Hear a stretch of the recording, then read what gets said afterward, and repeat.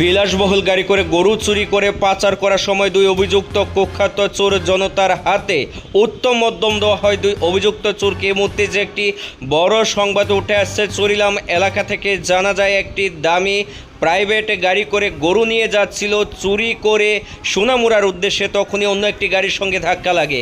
এরপরে সেই ঘাতক গাড়িটি খুলতেই চক্ষু চোরক গাছে সেখানে থাকা সাধারণ মানুষের দেখা যায় বিলাসবহুল গাড়ির মধ্যে গরু বেঁধে রাখা হয়েছে, গরু পাচার করা হচ্ছে। এরপরেই কিন্তু উত্তেজিত হয়ে পড়েন স্থানীয় লোকজনরা। অভিযুক্ত দুই চোরকে উত্তম মধ্যম দেয় এবং দুই অভিযুক্ত চোর উত্তম মধ্যম খেয়ে পরপর বলে দেয় কারা কারা এই চুরিকাণ্ডের সঙ্গে যুক্ত রয়েছে। ঘটনাস্থলে ছুটে আসেন পুলিশের সামনে ঘটে সম্পূর্ণ ঘটনা। দুই অভিযুক্তকে একেবারে গণকেলানি দেওয়া হয়, তারপরে কিন্তু বলে দেওয়া হয় কারা কারা এই চুরির সঙ্গে যুক্ত রয়েছে। যদিও এই ঘটনা নিয়ে পুলিশ এখনও কোনো ধরনের তৎপরতা দেখায়নি বলে অভিযোগ করেন স্থানীয়রা।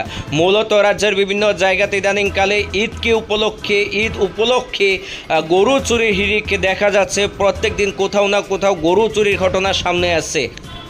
এরই মাঝে দেখা যায় একটি বিলাসবহুল গাড়িতে করে গরু নিয়ে যাচ্ছে সোনামুড়ার উদ্দেশ্যে গরু পাচার করার জন্য, কিন্তু সেই পরিকল্পনা ভেস্তে দেয় একটি দুর্ঘটনা। সেই দুর্ঘটনাগ্রস্ত গাড়িতে খুলেই দেখা যায় গরু জাম করে রেখেছে, গরু ভেতরে বেঁধে রেখেছে। এরপরে কিন্তু উত্তেজিত হয়ে পড়েন স্থানীয় লোকজনরা, গণপিটুনি দেয় দুই অভিযুক্ত চোরকে। পুলিশকে খবর দিলে পুলিশ ঘটনাস্থলে ছুটে আসেন এবং কোনো এক অজ্ঞাত বিষয়কে সামনে রেখে কিন্তু পুলিশ চুপচাপ দুই অভিযুক্তকে থানায় নিয়ে যায়। কিন্তু এই বিষয়ে স্থানীয় লোকজনরা ব্যাপক প্রতিক্রিয়া দেখিয়েছেন, ব্যাপক খুব উগরে দিয়েছেন পুলিশের ভূমিকার উপর।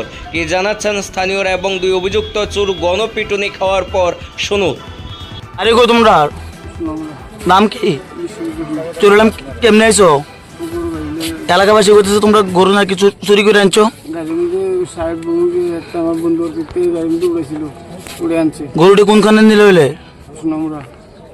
কি গাড়ি কইরা? গাড়ি কি তোমার নিজের? গাড়ির নাম্বারটা কি তা?